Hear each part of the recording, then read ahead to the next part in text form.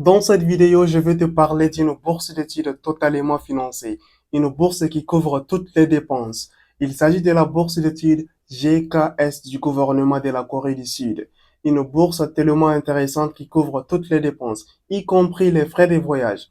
Cette bourse, pour le moment, accepte seulement la candidature de licence, mais dans les jours à venir, va aussi ouvrir pour la candidature de master et doctorat. Voyons maintenant les avantages de cette bourse. C'est totalement financé qui couvre toutes les dépenses. Les frais de scolarité sont assurés à 100%. Une allocation mensuelle est offerte à l'étudiant lui permettant de payer son logement et avoir de la nourriture. L'assurance maladie est assurée par la bourse. Une année préparatoire gratuite est offerte à l'étudiant lui permettant d'apprendre la langue coréenne. Et cette bourse couvre aussi les plans de voyage, couvre aussi le plan de voyage, y compris le visa et le billet d'avion. C'est une bourse qui couvre toutes les dépenses. Maintenant, voyons les critères d'éligibilité de cette bourse.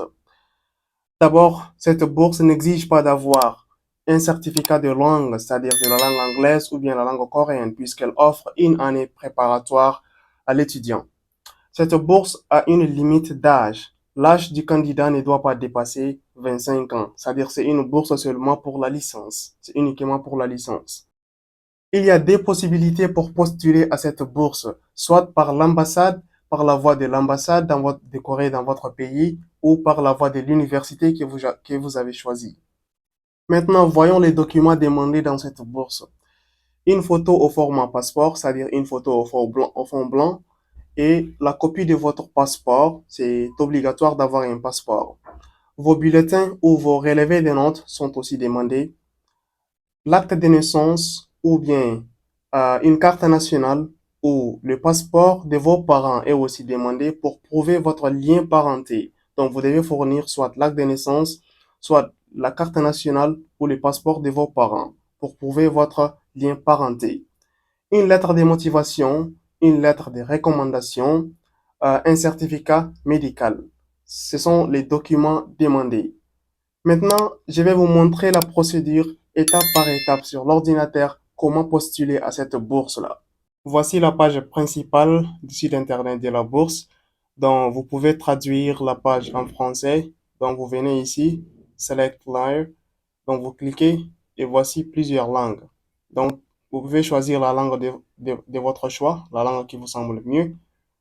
Donc, je choisis le français. Et voici la page traduite en français.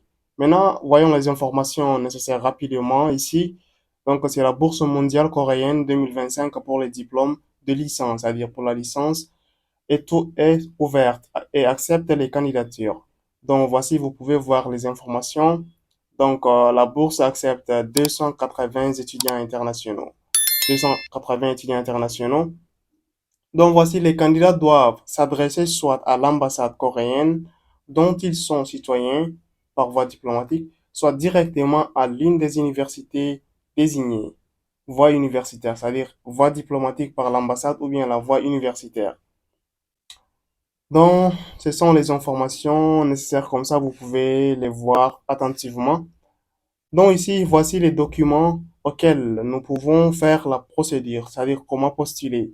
Donc la première des choses, vous téléchargez ce document-là, c'est un document en anglais et PDF. Donc vous cliquez ce document, vous aurez cette page-là. Donc voici toutes les informations nécessaires concernant cette bourse sont dans ces documents. Donc on descend ici, voici les thèmes que ces documents couvrent. Program Objective, c'est-à-dire l'objectif de ce programme, Programs and Universities, les programmes, c'est-à-dire les filières et les universités disponibles dans cette bourse-là, Program Quota, c'est-à-dire le quota du programme, Eligibility, l'éligibilité, les critères d'éligibilité, Application and Selection, la procédure, c'est-à-dire comment la sélection se fait, Scholarship Information, les informations sur la bourse et enfin, contact information, c'est-à-dire les informations des contacts. En cas de besoin, vous pouvez les contacter directement pour poser des questions. Maintenant, voyons ici. Je ne vais pas aller pas à pas comme ça, les documents sont tellement larges, vous pouvez les voir attentivement. Voici les universités disponibles. Donc, vous pouvez choisir l'une de ces universités-là, l'une de ces universités dans cette liste. Il y a type A et type B. Donc, voyons aussi les pays éligibles. Voici la liste des pays auxquels les étudiants peuvent postuler. Si vous êtes dans l'un de ces pays-là, vous êtes éligible de postuler. Donc, voyons encore. Donc, voici les critères d'éligibilité. Donc, level of education, bachelor's degree is for students who graduated. Ok, je vais traduire en français. Donc, vous devez avoir votre baccalauréat, c'est-à-dire du secondaire, pour postuler à cette bourse-là. Donc, pour ceux qui n'ont pas encore eu leur baccalauréat en main, c'est-à-dire ceux qui sont encore en terminale et ils comptent obtenir leur baccalauréat à la fin de cette année académique, c'est-à-dire vers juin, juillet jusqu'à décembre. Il vous donne jusqu'au 31 décembre de soumettre votre baccalauréat. C'est-à-dire, même si vous n'avez pas encore eu votre baccalauréat, que vous êtes en terminale, vous pouvez toujours postuler avec le bulletin que vous avez. Une fois que vous avez eu votre baccalauréat, vous pouvez le soumettre et ça doit être avant le 31 décembre 2024. Donc voici, ok, il y a une note minimale aussi. Votre note minimale doit être à 80% au minimum. C'est une bourse tellement compétitive et c'est aussi intéressante.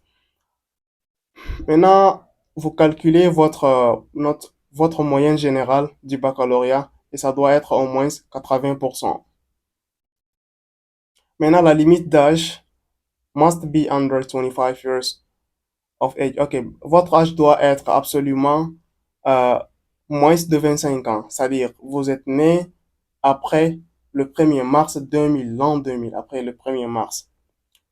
Donc, voici les conditions. Vous pouvez lire tout ça attentivement. Je vais pas, mais je ne vais pas mettre la vidéo longue. Donc, vous pouvez voir les critères et les conditions doucement de votre manière. Ici, voici les contacts. Donc, si vous avez n'importe quelle question, donc n'hésitez pas de les contacter directement. Voici les différentes sections des contacts qu'ils ont. Voici l'email général. Si vous avez n'importe quelle question sur la bourse que vous voulez savoir, vous pouvez directement contacter cet email-là. Mais envoyez votre email en anglais. Maintenant, voici, ils ont quand même fourni d'autres sites internet intéressants. Maintenant, si vous voulez apprendre la langue coréenne, vous pouvez visiter ce site internet-là et vous aurez toutes les informations.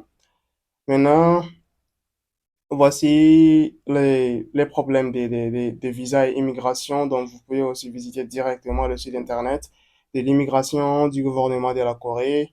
Donc, voici le ministère de l'Éducation. Vous pouvez aussi visiter et jeter un coup d'œil là-bas. Maintenant, voici les contacts de tous les ambassades, c'est-à-dire les ambassades à travers le monde que la Corée en a dans ces pays-là. Donc, vous pouvez voir votre pays si votre pays figure dans la liste. Donc, vous aurez les contacts de l'ambassade, vous pouvez les contacter directement et les demander à propos de cette bourse. Donc, voyons directement comment postuler à cette bourse-là. Donc, on retourne à la page principale et toujours sur les documents ici, ce sont les documents qui vous permettent de postuler. Maintenant, certains documents sont en langue coréenne et d'autres sont en anglais. Non, on va choisir les documents en langue anglaise. Donc, le troisième formulaire, numéro 3, formulaire de demande qui est au format docs. OK. Vous téléchargez ce document. Donc, vous l'aurez ici. Donc, moi, je l'ai déjà téléchargé. Donc, voici ces documents. Une fois que vous avez ouvert ces documents, donc cela vous permet de postuler à cette bourse-là. C'est tous les formulaires que vous avez besoin de remplir, toutes les informations dont vous avez besoin pour postuler. Donc ici, c'est la première page comme ça. Donc vous devez choisir premièrement, soit vous postulez par la voie de l'ambassade ou par la voie de l'université. Donc s'il y a l'ambassade de Corée dans votre pays, il est préférable d'aller à l'ambassade et soumettre vos documents.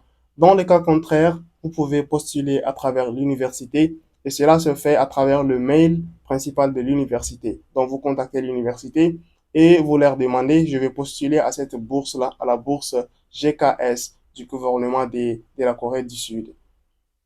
Maintenant, ici, vous remplissez les informations, c'est-à-dire l'université que vous avez choisie, Donc, vous le mentionnez ici. Ou bien l'ambassade, vous devez mentionner l'ambassade de quel pays ici. Donc, ici, c'est votre nom et votre prénom. Maintenant, ici, country of citizenship, c'est votre nationalité. Et maintenant, ici, voici la liste des documents exigés que vous devez soumettre. C'est-à-dire, les documents complets ici sont les frais, les formulaires d'application, personal statement. Il y a un formulaire d'engagement que vous devez signer. Study plan, le plan d'études, c'est tel que la lettre de motivation. One letter of recommendation, une lettre de recommandation. OK, les exigences, voici le certificat médical. Voilà, ce sont les cas exigés ici. Euh, Proof of citizenship, c'est en anglais. Donc, je vais faire de mon mieux pour traduire. Proof of citizenship, vous devez un proof of family relationship. Donc, vous devez fournir votre passeport, c'est-à-dire qui va prouver votre nationalité, et l'un des documents d'identification de vos parents, soit acte de naissance, carte nationale ou passeport.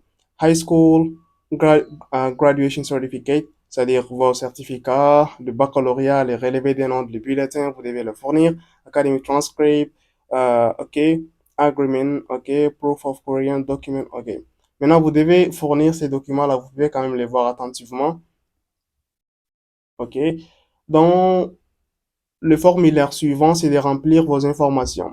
Donc ici, vous devez sélectionner, donc, soit vous avez choisi l'ambassade ou bien l'université. Donc ici, vous choisissez Overseas Korean, c'est-à-dire un étudiant, c'est-à-dire type of applicant, overseas, donc overseas, c'est-à-dire international. Donc vous irez ici, vous devez choisir bachelor's degree, c'est-à-dire la licence. Et maintenant ici, ce sont les facultés comme ça. Vous devez choisir la faculté de votre choix. Alors, il y a ingénierie, il y a éducation, intelligence artificielle, il y a médecine, il y a sciences naturelles, etc. Donc ici, vous devez remplir aussi ces informations, votre nom, prénom, votre photo ici, la photo au format blanc, vous devez le mettre ici. Et maintenant, votre date de naissance, votre genre, masculin ou féminin, dont vous devez remplir, c'est-à-dire votre nationalité. Avez-vous la nationalité coréenne? Si vous avez yes, si vous n'avez pas, mettez non. OK, votre parent. Est-ce que l'un de vos parents a la nationalité coréenne? Si yes, vous mettez, sinon, vous mettez votre adresse, votre numéro de téléphone valide et votre email. Et soyez sûr que votre email, l'email que vous mettez ici est un email, comment dirais-je, valide parce ils vont vous contacter à travers ce mail après. Voilà, euh, language abilities, les compétences linguistiques. Voilà, si vous avez des compétences linguistiques, vous pouvez mentionner, telles que la langue coréenne ou bien la langue anglaise, TOEFL ou IELTS, vous pouvez les mentionner ici. Dans les cas contraires, vous préparez-vous d'apprendre la langue coréenne. OK, level of education. Donc ici, vous devez mentionner votre niveau scolaire. C'est-à-dire, vous devez mettre ici le nom du lycée, du dernier lycée que vous avez fréquenté avant d'obtenir votre baccalauréat. Donc, on continue. Voici les informations qui sont encadrées en rouge sont obligatoires et vous devez les remplir. Ceux qui sont encadrés en rouge sont obligatoires. Donc ici, have you ever earned a bachelor degree in the past? Si vous avez, est-ce que vous avez eu une licence auparavant? Si vous avez déjà une licence et que vous comptez toujours faire une licence, par exemple, choisir une autre filière ou quoi que ce soit, vous pouvez choisir yes ou non.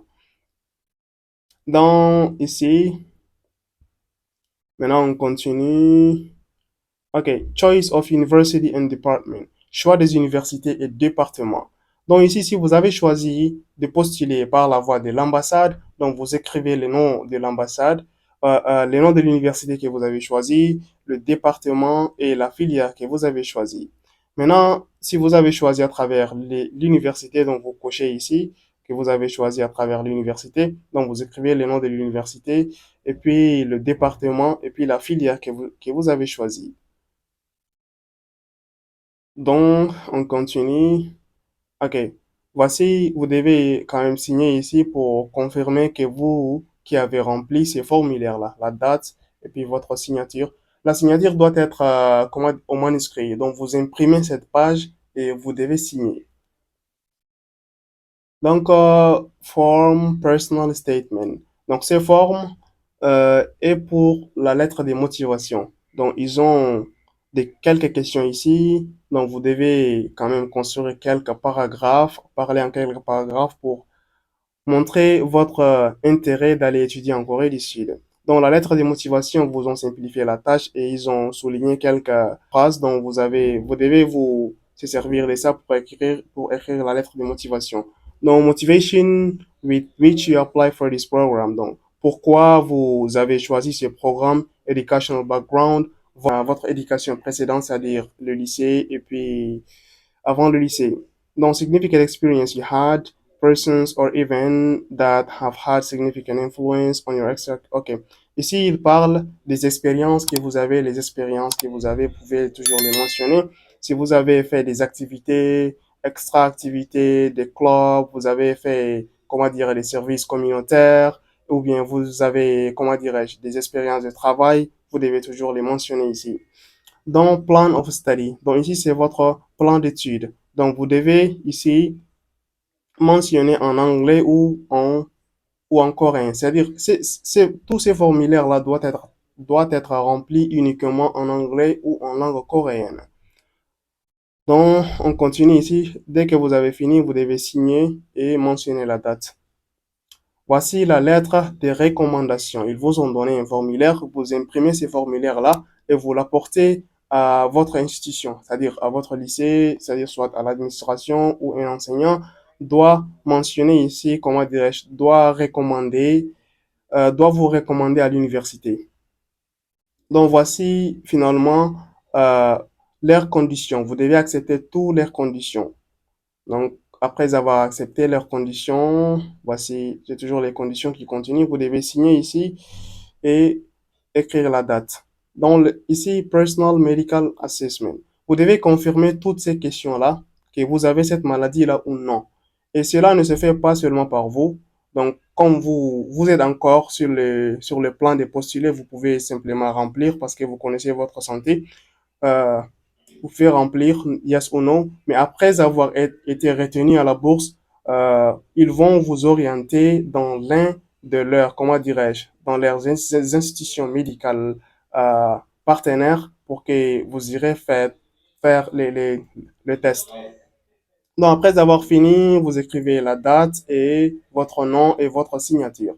C'est tout comme ça pour cette procédure. Donc, après avoir rempli ces formulaires, soit vous l'envoyez directement à l'email, au mail de l'université, ou bien vous irez à l'ambassade de la Corée du Sud dans votre pays et soumettre les documents. Donc, ce serait tout comme ça pour cette vidéo. Si vous avez trouvé cette vidéo utile, likez, partagez avec les autres qui pourront en bénéficier. Si vous n'êtes pas encore abonné à ma chaîne, abonnez-vous. Je publie chaque semaine une vidéo des bourses d'études disponibles. Et n'arrêtez pas, tentez votre chance. Postulez à plusieurs bourses. Cela multipliera votre chance d'avoir une bourse d'études. Rendez-vous à la prochaine vidéo.